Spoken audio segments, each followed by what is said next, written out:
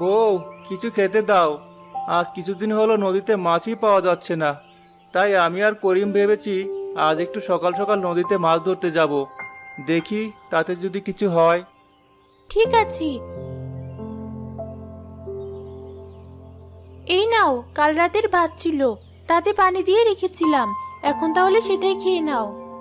তাই দাও।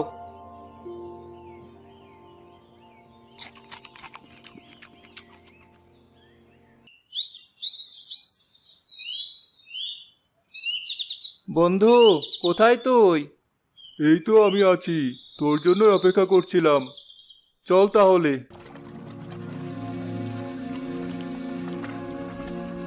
আজকে যে কপালে কি আছে তাই ভাবছি। ও তো ভেবে কি হবে ভাই, যা কপালে আছে তাই হবে। সে তো হবে, কিন্তু এভাবে চলতে থাকলে তো সংসার চালাতে পারবো না। তো চল এখন নৌকায় উঠে পড়ি।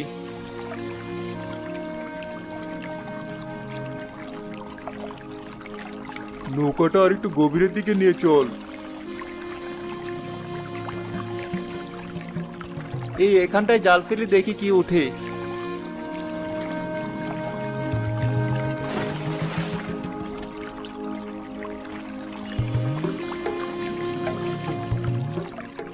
এত গভীর পানিতে এসেও তো তেমন কোনো মাছ পাচ্ছি না।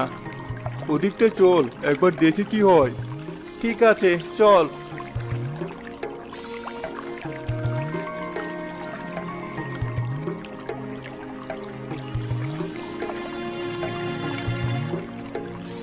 না, এখানেও কিছু উঠছে না। মনে হচ্ছে দিন দিন আমাদের কপাল পুড়ছে। আমার মনে হচ্ছে এই নদীর মাছই শেষ হয়ে গেছে। আগেও তো আমরা কত মাছ মেরেছি এই নদীতে, কখনো তো এমন হয়নি। মাছ থাকলে ঠিকই মাছ উঠতো। তা ঠিক বলেছিস। আমরা কি তাহলে অন্য কোথাও মাছ ধরতে যাব? এটা তুই একটা ভালো কথা বলেছিস।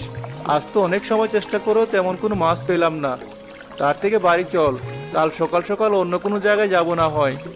সেই ভালো, চল তাহলে এবার বাড়ি, কাল সকালে দেখা যাবে।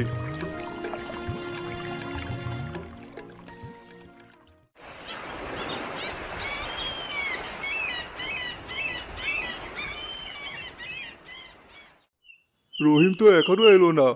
এদিকে বেলাও হয়ে যাচ্ছে। আমি তাহলে আজ ওর বাড়ির দিকে যাই।